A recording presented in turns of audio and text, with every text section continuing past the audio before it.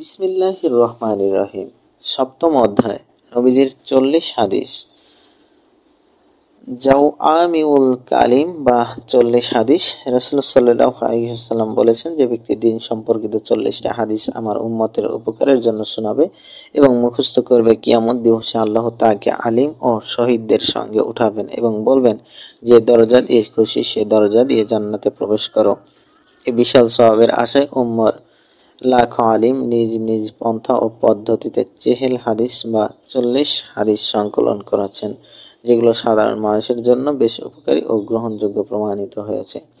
ফলে আমারও মনে হলো এই গ্রন্থে সেই 40 হাদিস যুক্ত করে দেই।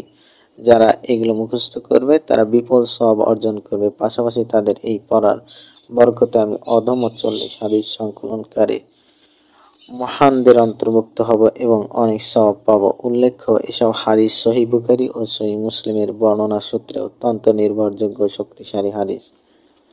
বর্তমানে যেহেতু সাধারণভাবে মানুষের নৈতিক স্থলন আশঙ্কাজনক, হাদিসের সংরক্ষণ দুই ভাগে হতে পারে: মুখস্থ করে, লিখে। এজন্য হাদিসে বর্ণিত সেই ওয়াদার মধ্যে সে সকল লোক অন্তর্ভুক্ত যারা এই 40টা হাদিস গ্রন্থাকারে ছাপিয়ে প্রচার করে থাকেন। যারা এই পদ্ধতি অবলম্বন করবেন তারা প্রত্যেকটির কপির বিনিময়ে অসংখ্য সওয়াব লাভ করবেন। আর যদি কেউ বঞ্চিত হয় তবে এটা তার দুর্ভাগ্য। হাদিসটি ইবনু আব্বাস রাদিয়াল্লাহু তাআলা আনহু থেকে ইবনু আদি বর্ণনা করেছেন এবং আবু সাঈদ খুদরি রাদিয়াল্লাহু তাআলা আনহু থেকে ইবনু নাজ্জার বর্ণনা করেছেন। আল জামিউস সাগীরে হাদিসটি বর্ণিত আছে।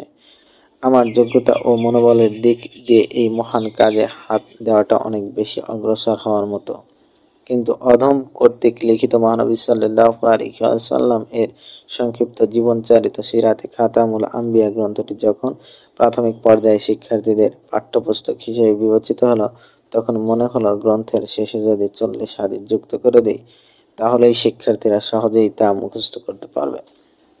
অন্যদিকে শৈশবের শিশুদের মনোমস্তিষ্কে চরিত্র গঠনমূলক শিক্ষা দিলে তা তাদের জীবনে অত্যন্ত কার্যকরী হয়, অন্তরে গভীরে রেখাপাত করে। ফলে অধিকাংশ হাদিসই এমন যেগুলো উন্নত চরিত্র, সমাজ ও সভ্যতার মূলনীতি হিসেবে স্বীকৃত। 1 নং হাদিস।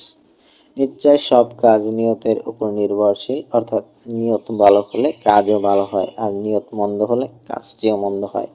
2 নম্বর হাদিস। 1 মুসলিমের প্রতি অপর মুসলিমের 5টি হক বা অধিকার রয়েছে, যথা সালামের জবাব দেয়া, অসুস্থ ব্যক্তির খোঁজ খবর নেয়া, জানাজায় শরীক হওয়া, দাওয়াত গ্রহণ করা এবং হাসির জবাবে ইয়ারহামুকুল্লাহ বলা। 3 নম্বর হাদিস।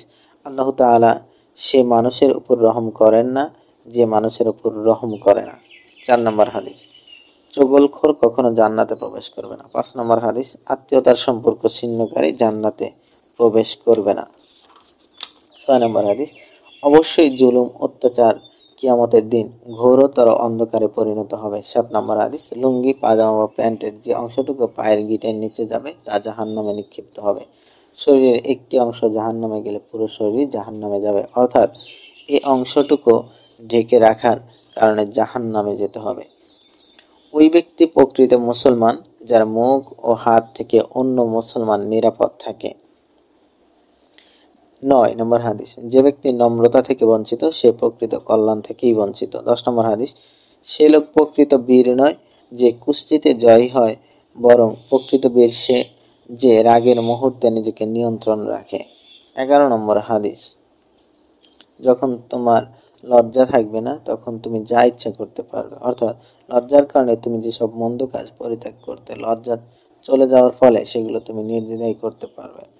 আপনাদেরকে জানিয়ে রাখি, লুঙ্গি, পাজামা, প্যান্ট অথবা যে কোনো কাপড় টাকনু বা পায়ের গিঁটের নিচে পরা কবিরা গুনাহ, চাই তা গর্ব করেই হোক অথবা এমনিতেই। 12 নম্বর হাদিস। আল্লাহ তাআলার কাছে সর্বাধিক প্রিয় আমল হলো যা নিয়মিত করা হয়, যদিও তা পরিমাণে অল্প হয়। 13 নম্বর হাদিস। যে ঘরে কুকুর অথবা প্রাণীর ছবি থাকে সে ঘরে রহমতের ফেরেশতা প্রবেশ করেন না। 14 নম্বর হাদিস। তোমাদের মধ্যে ওই ব্যক্তি আমার সর্বাধিক প্রিয় যে সর্বোত্তম চরিত্রের অধিকারী। 15 নম্বর হাদিস। দুনিয়া মুমিনের জন্য জেলখানা এবং কাফিরদের জন্য জান্নাত স্বরূপ। 16 নম্বর হাদিস।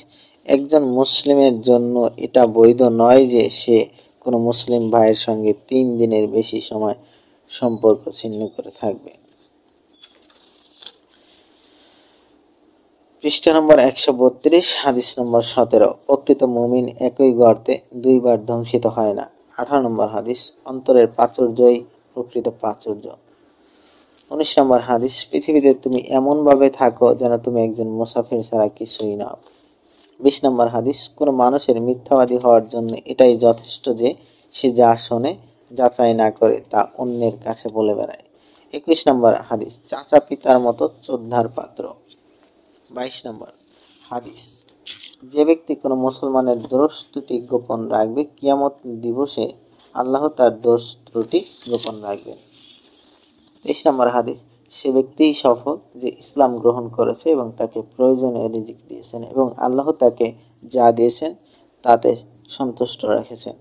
24 নম্বর হাদিস। কিয়ামতের দিনে সব থেকে শক্ত শাস্তি হবে তাদের যারা ছবি তৈরি করে। 25 নম্বর হাদিস।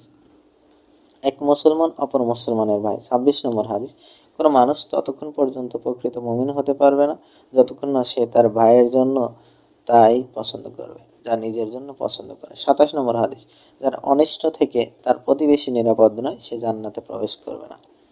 28 নম্বর হাদিস। আমিই শেষ নবী, আমার পরে আর কোনো নবী আসবে না। 29 নম্বর হাদিস।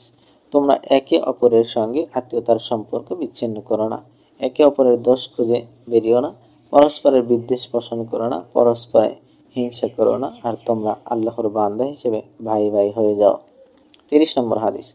ইসলাম গ্রহণের আগে যেসব গুনাহ করা হয় ইসলাম সেসব বিনাশ করে দেয়। হিজরতের আগে যেসব গুনাহ করা হয় হিজরত সেসব মাফ করে দেয়।